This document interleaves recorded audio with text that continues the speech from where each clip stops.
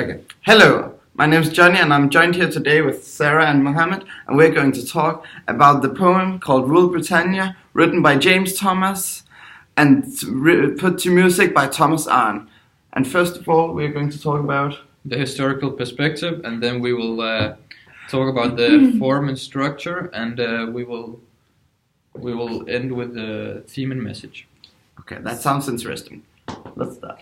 So, at the time this poem is written, the Jacobite rebellion uprising in Scotland in attempt to unseat the British king and return it to the original bloodline in shape of Bonnie Prince Charles. This conflict between Britons and Scots sets a fingerprint in history. Thomas Arne made a song out of the poem, as Johnny said, and the British used this as an old method of promoting themselves. The song, Rule Britannia, is a catching way of benefiting the British nationalism. And the center of this poem was actually a British poet, James Thomson, and he was born in Scotland. He originally wrote this poem for a masque called Alfred, but then it was later used in the British Army as the song. The Jacobites, however, made 3 different versions of the song in praise of Bonnie Prince Charles, which completely changed the song. Okay, and now we should start. Now we're going to talk about the form and structure. Yes, the poem is organized of 6 stanzas, each stanza with 4 lines. The phrase or chorus, Rule Britannia, Britannia rule the waves, Britons never will be slaves, is written after all stanzas, which emphasizes the importance of the expression. The rhyme composition is A B A B, and the rhythm is do do do do do do do do do. Yeah, that's very interesting actually. I don't know why it's like that. Because the official national song is also do do do do do do do do do. It's very catching. Yeah, it's very catching, very delightful, and it adds to the nationalism. Yeah, exactly. Okay, but to dive deeper into the poem, we are now going to talk a little bit about the theme in it. And first of all, I will mention that the theme is very, very overt.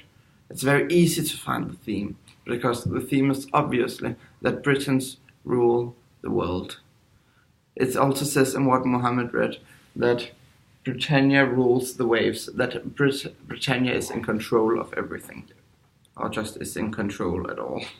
You can split the themes into imperialism and nationalism, and it's because the poem tells us about the Britannia's effort to declare independence and strengthen the power against European countries, and the European countries in the poem are portrayed as foreign tyrants.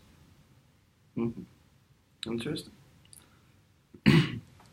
The poem also has a lot of focus on Britain's flowering, you could say, while it also mentions, while thou shalt flourish great and free. It mentions that Britannia will keep growing and will become stronger with time, as you could also see how the Britannia kept controlling new areas around the world and being such a big empire as it was.